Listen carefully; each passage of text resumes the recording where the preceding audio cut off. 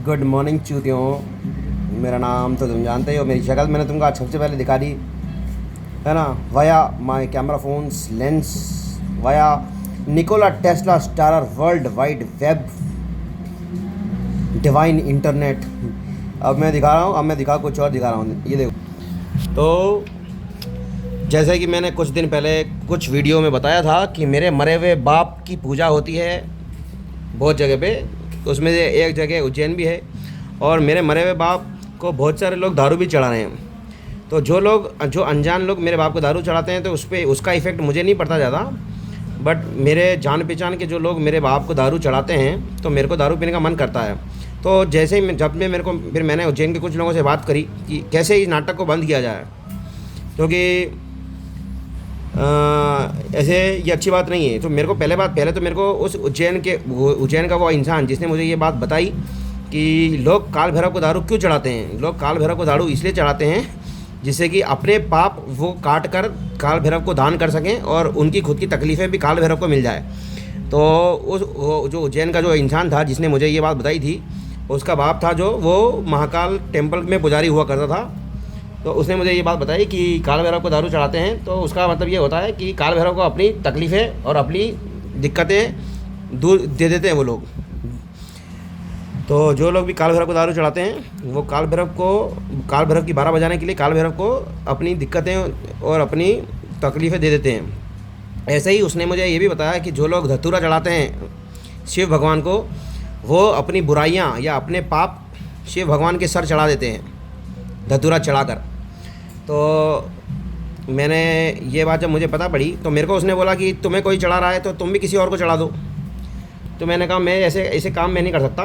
फिर मैंने ये बात है ना थोक के भाव में लोगों को बतानी चालू करी। मैं झारखंड गया, मैंने झारखंड में बहुत लोगों को ये बात बताई कि मेरे बाप को लोग दारू चढ़ाते हैं और पीने का मन मेरे को करता है। तो मैंने कहा कि जो लोग मेरे बाप को दारू चढ़ा रहे हैं उन लोगों को मैं टट्टी चढ़ाऊँगा एक ना एक दिन। तो ऐसे डरा के आया हूँ मैं बहुत लोगों को, क्योंकि क्या है कुछ राजस्थान के लोग, कुछ झारखंड के लोग और कुछ क्या बोलते हैं उत्तराखंड के लोग मेरे बाप को दारू चढ़ा रहे हैं। तो मैंने कहा कि मैं अभी तक तो मैंने टट्टी चढ़ाई नहीं है किसी को, बट मैंने धमकाया ज़रूर है। मैंने कहा जो लोग मेरे बाप को दारू चढ़ाएंगे मैं उनको टट्टी चढ़ाऊँगा है ना। तो वैसे मुझे अभी चढ़ाना आता नहीं है कि किसको कैसे क्या चढ़ाते हैं, बट फिर भी मैं धमकी देकर आया हूँ बहुत लोगों को। तो इसलिए अब मेरे को दारू पीने की इच्छा थोड़ी कम हो रही है, क्योंकि अब मेरे को है ना दारू भांग और धतूरे की जगह मेरे बाप को अब खाना चढ़ाया जा रहा है। विभिन्न प्रकार के खाद्य पदार्थ मेरे बाप को चढ़ाए जा रहे हैं, इसलिए अब मैं जम के खाना खा रहा हूँ। तो चढ़ाओ जो चढ़ाना, मेरे को फर्क नहीं पड़ता, बट जो भी है मेरा दिमाग ख़राब मत करना वरना मैं सबका खराब दूंगा। मेरा दिमाग ख़राब करोगे तो मैं सबका दिमाग ख़राब कर दूंगा। तो अभी थोड़े दिन पहले जब मेरे को दारू पीने की इच्छा बिल्कुल नेग्लिजिबल हो गई तो मैं काफ़ी खुश हुआ। बट फिर उत्तराखंड के कुछ लोगों ने मेरे बाप को दारू चढ़ानी चालू कर दी वापस।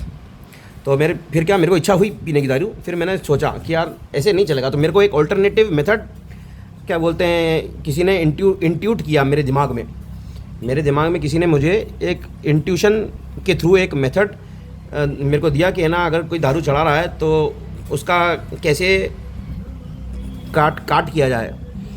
तो ये जो भी मेरे को ये नॉलेज मिली है ये इंट्यूशन के थ्रू मिली है, तो मैं फ्री में बांट रहा हूँ सबको वाया ये वीडियो मैसेज।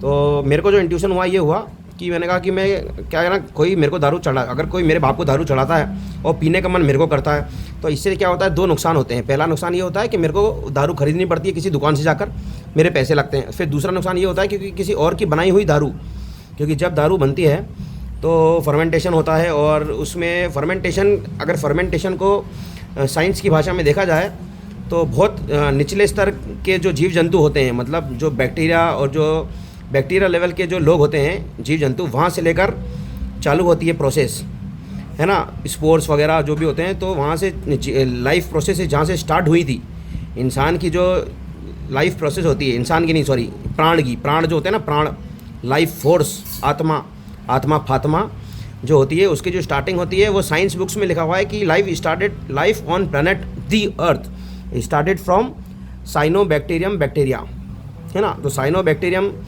जो था वो शायद एनारोबिक था या एरोबिक था, मेरे को याद नहीं, क्योंकि मैंने पढ़ा तो था बट कभी कभार मैं भूल जाता हूँ, मैं अच्छे से याद नहीं किया मैंने।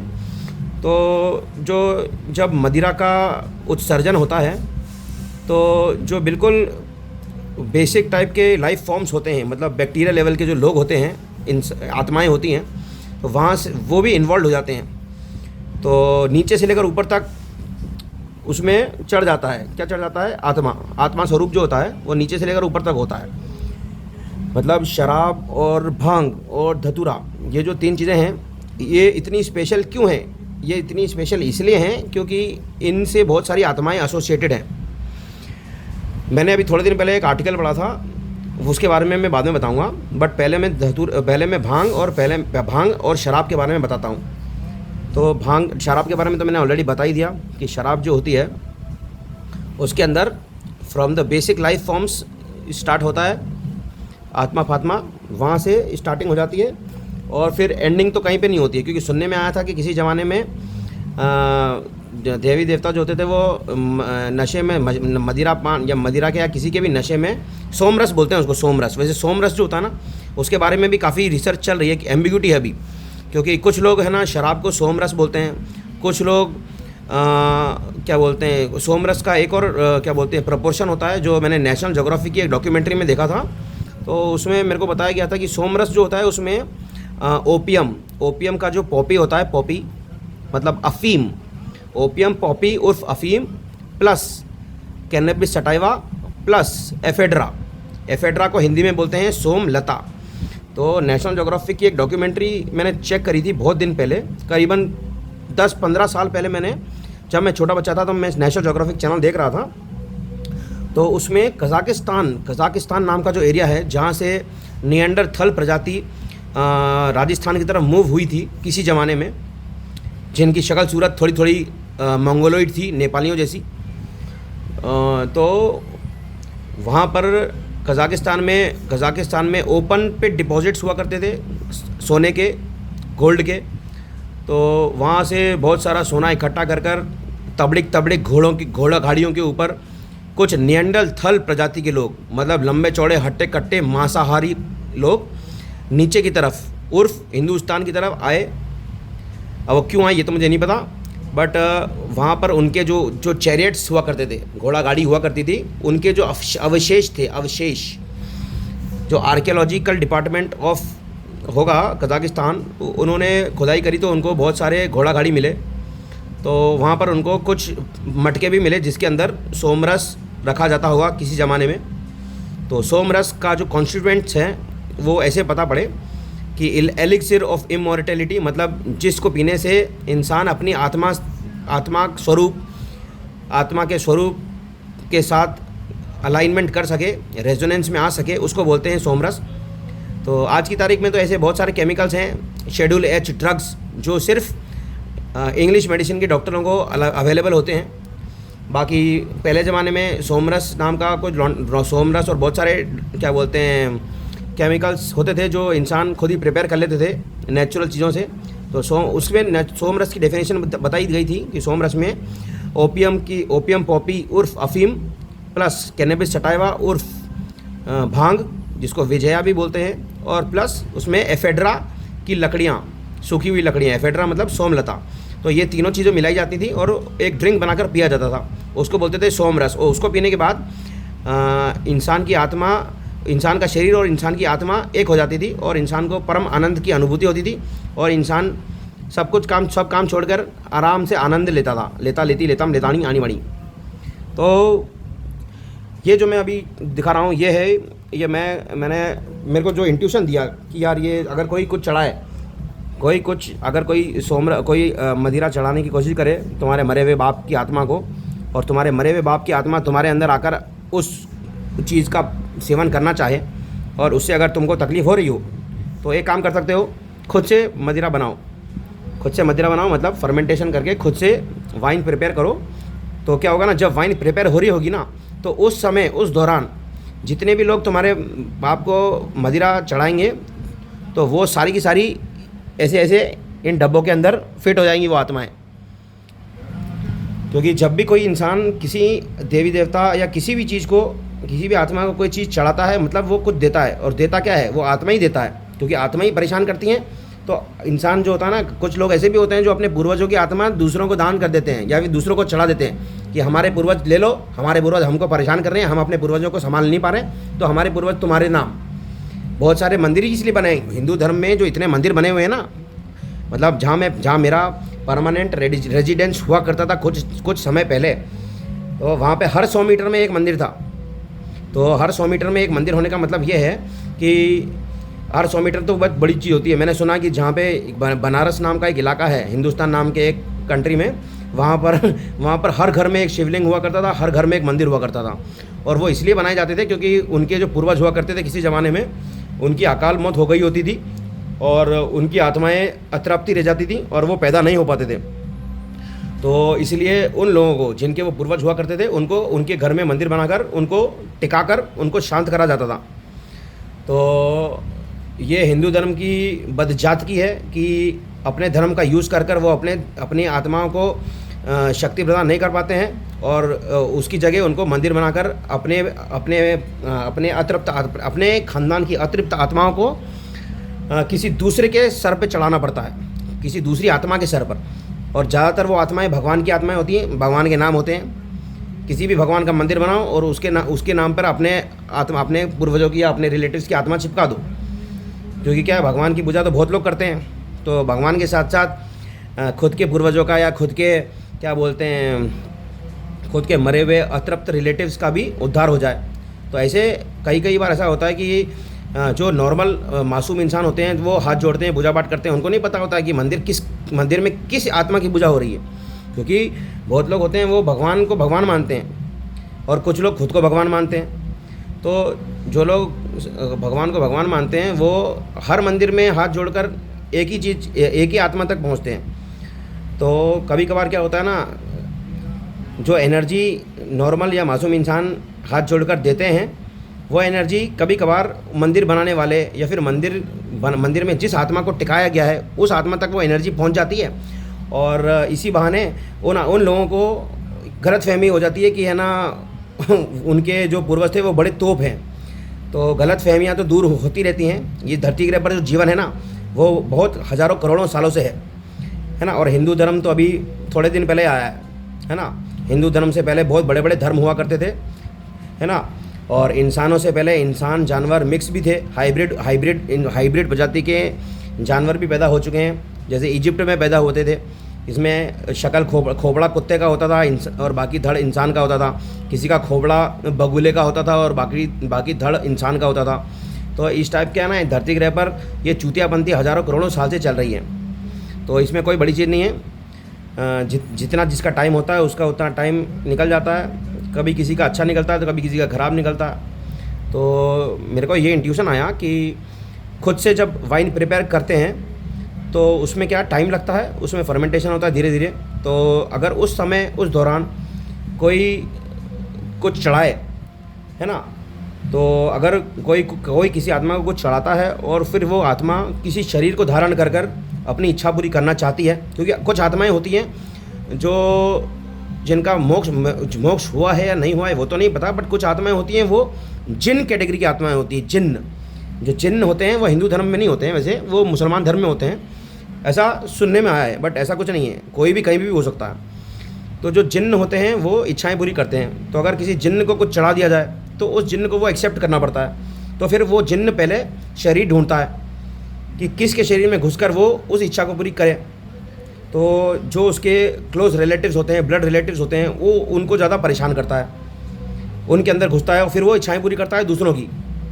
तो दूसरों की इच्छा पूरी करने में अगर खुद की गांड मर जाए, खुद के खानदान की गांड मर जाए, तो जिन आत्माओं का शरीर ख़त्म हो चुका होता है उनको इतना समझ में नहीं आता है। तो मुझे किसी ने इंट्यूशन दिया, क्योंकि मैंने ऐसा सुना है, मैं घूमा हूँ, मैं साउथ इंडिया गया था, नॉर्थ इंडिया भी घूम चुका हूँ, साउथ इंडिया भी घूम चुका हूँ। बट जब मैं साउथ इंडिया में रामेश्वरम से तिरुचेंदूर जा रहा था, रामेश्वरम में है राम द्वारा स्थापित किया हुआ शिवलिंग, और तिरुचेंदूर में है मुरुगन स्वामी का एक टेम्पल। तो जब मैं रामेश्वरम से तिरुचेंदूर जा रहा था तो मेरे टैक्सी ड्राइवर ने मेरे को बताया कि वहाँ पर, मेरा टैक्सी ड्राइवर जो था उसका नाम था धन पालन, और धन पालन का जो ससुराल था वो श्रीलंका में था। तो धन पालन ने मुझे बताया कि वो लोग श्रीलंका आते जाते रहते हैं श्रीलंका के साथ में उनकी मैट्रिमोनियल अलाइंसेस है। 15 मिनट का रास्ता है बिना पासपोर्ट के। 15 मिनट में स्टीमर पकड़ के वो श्रीलंका और श्रीलंका से इंडिया आते जाते रहते हैं। उसने मुझे बताया कि वहाँ पे खजूर और टॉडी के पेड़ों से जूस निकाल कर वो लोग वाइन बनाते हैं। वाइन के साथ साथ जैगरी भी बनाते हैं और बहुत सारा पौष्टिक तत्व भी बनाते हैं जो कि काफ़ी ज़्यादा स्ट्रेंथ देने वाला होता है। तो उसने मुझे बोला था कि ले जाओ, अच्छा आइटम है। बट मैंने कहा, मैं उस टाइम तमिलनाडु से केरला की तरफ जाने वाला था, तो मैंने कहा केरला में मेरा स्टे था, लंबा होने वाला था, तो मैंने कहा केरला में रहेंगे तो केरला से ही खरीदेंगे क्योंकि केरला में भी ये सब मिलता है। तो उस समय मैंने कुछ नहीं खरीदा, बट उस समय मैंने वो टेक्नोलॉजी बताई, उसने मेरे को टेक्नोलॉजी बताई कि उनके यहाँ पे वो जूस निकालते हैं, फ्रेश जूस निकालते हैं। सुबह सुबह उठ के 5-6 बजे ताड़ के पेड़ और खजूर के पेड़ों से फ्रेश जूस निकालते हैं। उसके बाद उस जूस को, वो मीठा मीठा जूस होता है, वो जूस को ताज़ा भी पी लेते हैं, वो फिर ज़्यादा निकल जाता है तो वो जूस पड़ा रहता है और बड़े बड़े सड़कर वो वाइन में कन्वर्ट हो जाता है। तो उसने बताया कि उनके यहाँ पे जो देवी देवता हुआ करते हुए हैं, उन वो जो मंदिर होते हैं उनके देवी देवताओं के मंदिर, वहाँ पर वो लोग वो दारू रख देते हैं, बहुत सारी, मतलब जूस रख देते हैं। फिर वहाँ पड़े पड़े वो जूस सड़ जाता है और सड़कर वो वाइन में कन्वर्ट हो जाता है। उसके बाद फिर हफ्ते 2 हफ्ते में वो लोग पूजा पाठ करते हैं, नाचते गाते हैं, झूमते गाते हैं, फेस्टिवल मनाते हैं। तो वो बता रहा था कि 4-5 लीटर दारू पी लाते, 4-5 लीटर सड़ा हुआ जूस पी लेते हैं वो लोग।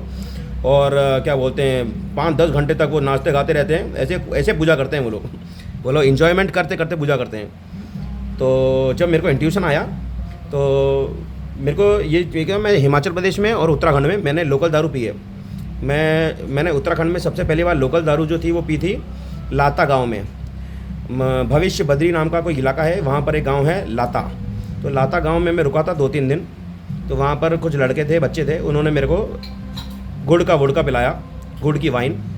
जो गुड़ होता है, गुड़ मतलब शुगर केन जूस को गर्म करने के बाद जो मोलासिस बचता है, उस मोलासिस से गुड़ बनता है। तो गुड़ को वापस से क्रश कर अगर गर्म पानी में मिलाकर उसके अंदर थोड़ा ईस्ट मिला दिया जाए तो थोड़े दिन में वो सड़कर दारू बन जाती है उससे। तो उसको फिर अल्ट्रा प्योर डिस्टिल करते हैं तो वो बिल्कुल क्रिस्टल क्लियर वोडका टाइप बन जाता है। तो मैंने उत्तराखंड में लाता गांव में लोकल वाइन पी रखी है और हिमाचल प्रदेश में मैंने थोक के भाव में पी है। हिमाचल प्रदेश में तो 100 रुपये का 1 लीटर मिलता था। तो हिमाचल प्रदेश में तो मैंने काफ़ी दारू पी है, लोकल दारू, और उत्तराखंड में भी पी है। तो उसको बनाने की टेक्निक तो मुझे नहीं पता थी, बट उसको बनाने की तो मशीनें होती हैं, लोगों ने घर घर में मशीनें लगा रखी हैं। हिमाचल प्रदेश में लोग रोज़ रात में दारू पी के सोते हैं, ऐसा सुनने में आया है। तो गुड़ का जो वोडका होता है वो तो बनाना मुझे नहीं आता, बट मैंने अभी थोड़े दिन पहले फर्मेंटेशन प्रोसेस सीखी थी। तो उसमें मैंने ये सीखा कि उसमें बताया गया है कि कोई भी चीज़ पड़ी हो तुम्हारे पास जिसके अंदर कार्बोहाइड्रेट्स होती हो और वो अगर ख़राब हो रही हो तो उसको सड़ा लो, थोड़ा और उसको सड़ा लो, उसको फर्मेंटेशन कर दो, उसके अंदर थोड़ा ईस्ट मिला दो। उसके बाद क्या होता है, वो इथेनॉल में कन्वर्ट हो जाता है। शुगर जो होती है वो शुगर इथेनॉल में कन्वर्ट हो जाती है और फिर उस इथेनॉल को डिस्टिल करके रिफ़ाइन करके पी लो। तो ये जो है, ये 1 मटकी, 2 मटकी, 3 मटकी, इन तीनों मटकियों में कुछ सामान भरा मैंने। तो मैंने सोचा कि राइस बियर से शुरुआत करें। तो ये मैंने राइस जो होता है, राइस मतलब चावल, और जिसको संस्कृत में बोलते हैं रिही, VRIHI, रिही। तो मैंने चावल को फर्मेंट किया, फर्मेंट करने की प्रोसेस में डाला। चावल के अंदर थोड़ा सा शुगर का सिरप और शुगर के सिरप के अंदर थोड़ा सा ईस्ट मिलाया और इसके फिर मैंने इसको 5-7 दिन हो चुके हैं। और इसका जो ये है, इसको अगर सूंघते हैं तो इसमें खुशबू आती है इथेनॉल की, और इसमें कम से कम 1, 2, 3, 4% इथेनॉल तो बन चुका है। ये थोड़े दिन और रखेंगे क्योंकि इसमें अभी बबूले जो होते हैं, बबल्स इसमें दिख रहे हैं, यानी कि इसमें फर्मेंटेशन प्रोसेस चल रही है धीरे धीरे। और इसका जो कार्बोहाइड्रेट्स है, शुगर है, वो सब इथेनॉल में कन्वर्ट हो जाएगा। फिर इसको पी सकते हैं, सेवन कर सकते हैं इसका। तो इसमें खुशबू आ रही है हल्की हल्की इथेनॉल की। अभी इसमें परसेंटेज कम है, जब ज़्यादा हो जाएगा तब इसको पियेंगे। बाकी मगर आज मैंने इसको खोला बहुत दिन बाद, 7, 8, 9, 10 दिन बाद मैंने इसको खोला है, इन तीनों डब्बों को। तो इसके अंदर से मैंने कुछ सारा सिरप भी निकाला था। तो इसके अंदर से जो मैंने सिरप निकाला उसको मैंने थोड़ा सा स्ट्रेन किया स्ट्रेनर में, और फिर उसका मैंने टेस्ट करके देखा तो मुझे एक नई चीज़ पता पड़ी। और वो शानदार चीज़ ये है कि ये बहुत शानदार आइटम है।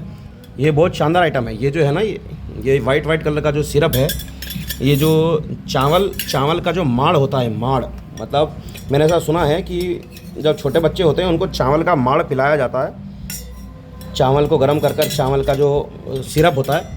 तो अभी इसको मैं अगर ऐसे स्ट्रेन करूँगा ऐसे ऐसे, तो इसके नीचे से वो निकलेगा, उसमें चावल का कुछ कॉन्स्टिट्यूएंट होगा और कुछ परसेंटेज उसमें इथेनॉल होगा। तो ये जो आइटम है ये बड़ा शानदार आइटम है। मैंने अभी थोड़ा 4-5 चम्मच पिया था और मेरे को इतना ख़तरनाक इंट्यूशन आया कि मैंने कहा अगर इस चावल के माड़ में, जिसमें 5-10% इथेनॉल है, अगर इसके अंदर थोड़ी सी केसर मिला दी जाए और थोड़ा सा है ना ठंडाई का मसाला, ठंडाई जो होती है, ठंडाई एक ड्रिंक होती है जो बनती है खसखस नाम का, जो पॉपी सीड्स होते हैं, पॉपी सीड्स, काली मिर्च और इलायची और क्या बोलते हैं देसी गुलाब के पत्ते, है ना। तो इन चीज़ों को मिलाकर पीस कर एक ड्रिंक बनता है ठंडाई। तो मैंने कहा ये जो आइटम अभी निकला है इसके अंदर इससे स्ट्रेन होने के बाद, जिसके अंदर चावल का माड़ है और थोड़ा सा 4-5-10% इथेनॉल है, तो इस चीज़ के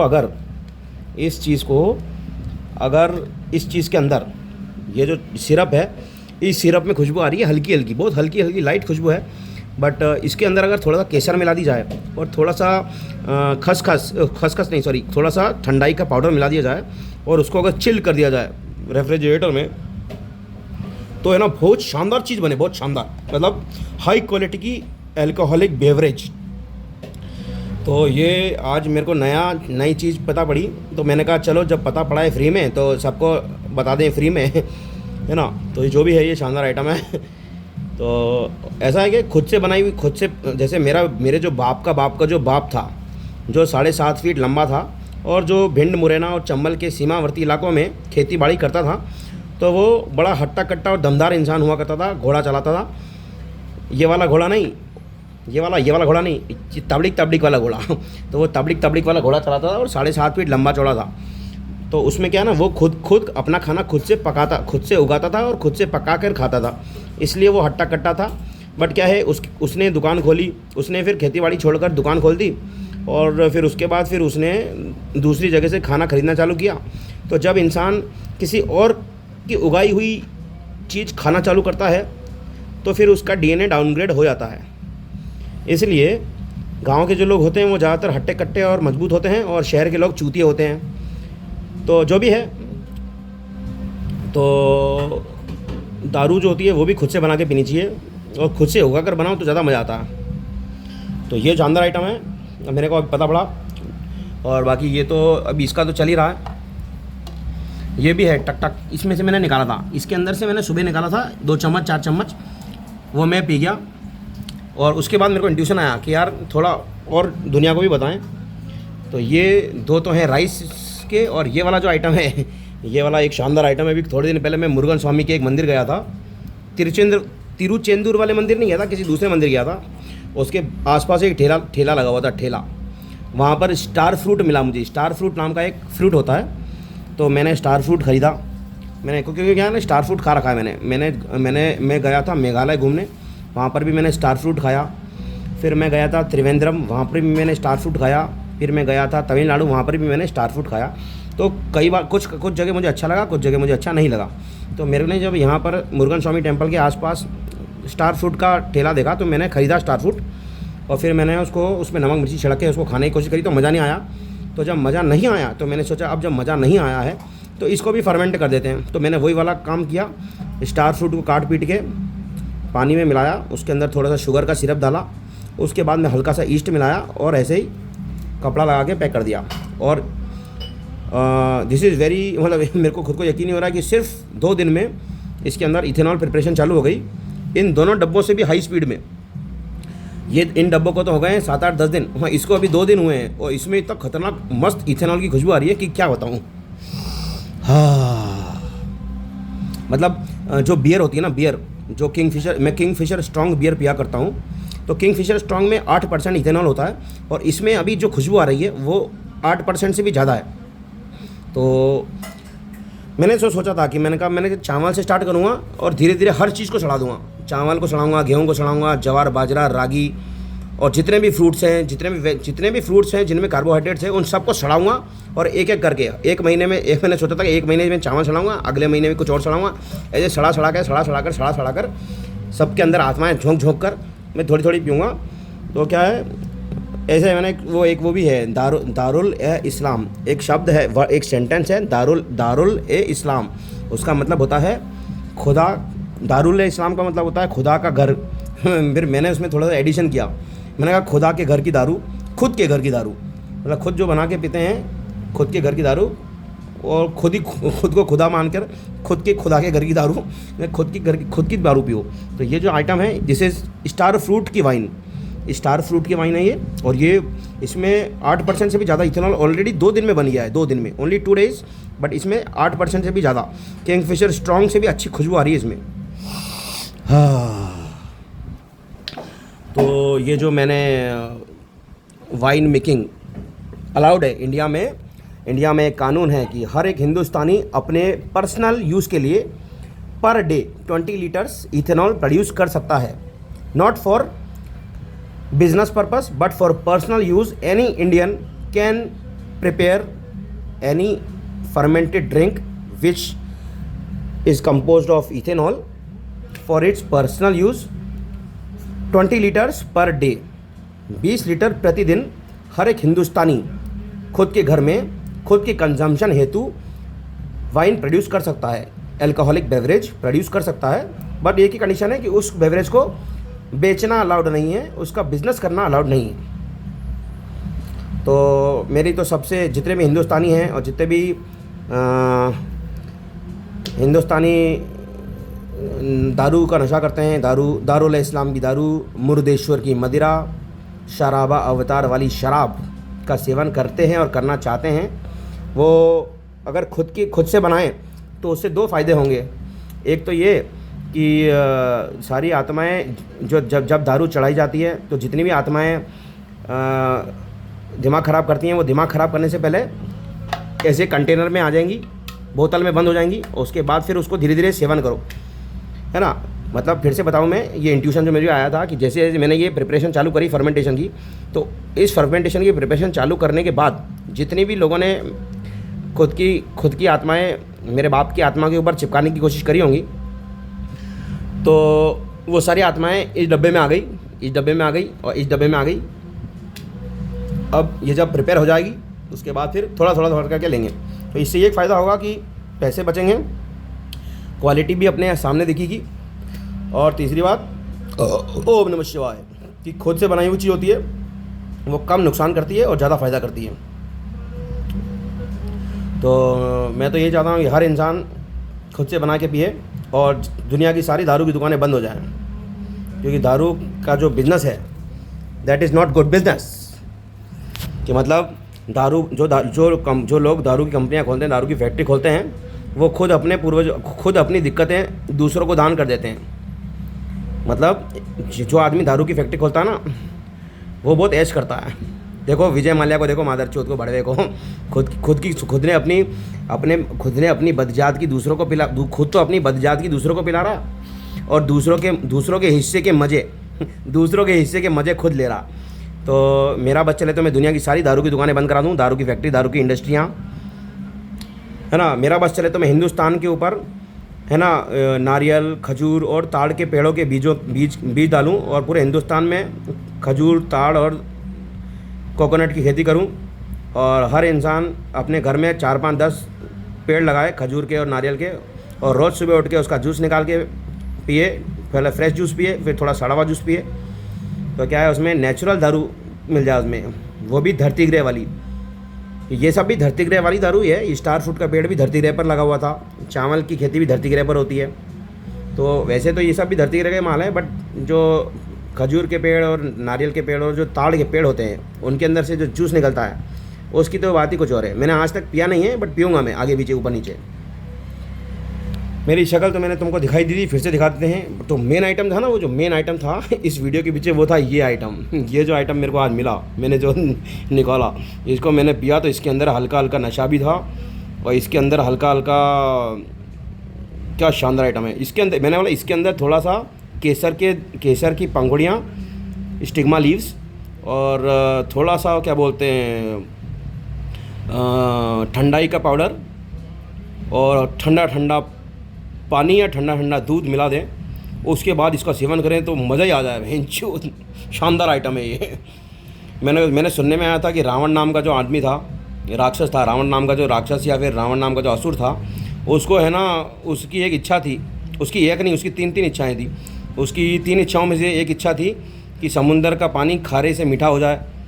दूसरी उसकी इच्छा थी कि स्वर्ग तक की सीढ़ी बना ले वो, जिससे कि सारे के सारे राक्षस डायरेक्ट तबड़िक करके स्वर्ग तक पहुंच जाएं, किसी राक्षस को तपस्या नहीं करनी पड़े।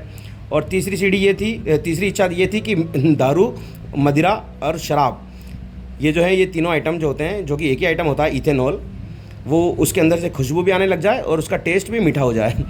तो जब मेरे को ये पता पड़ा कि रावण की एक इच्छा ऐसी भी थी कि दारू मीठी हो जाए और खुशबूदार हो जाए, तो उस टाइम मुझे ये नहीं पता था कि मीठी और खुशबूदार दारू ऑलरेडी एग्जिस्ट करती है इंडिया में नहीं, मतलब दुनिया में। तो बाद में जब मैं साउथ इंडिया गया, जब मुझे पता पड़ा कि नारियल के पेड़, खजूर के पेड़ और ताड़ के पेड़ में से नेचुरल दारू निकलती है, वो भी मीठी मीठी और खुशबूदार, तो मेरे को यही समझ में नहीं आया कि मैंने कहा जब रावण पैदा हुआ था या फिर जब रावण का राज चलता था, तब उस समय के इंसानों को या फिर उस समय के राक्षसों को ये बात पता नहीं थी क्या कि नारियल के पेड़ में से भी दारू निकलती है, या फिर ताड़ के पेड़ में से, या फिर पेड़ पौधों में से भी मदिरा निकलती है, वो भी मीठी मीठी और वो भी खुशबूदार। ये बात उस टाइम शायद पता नहीं होगी किसी को, उस समय इस चीज़ का ज्ञान नहीं होगा किसी को।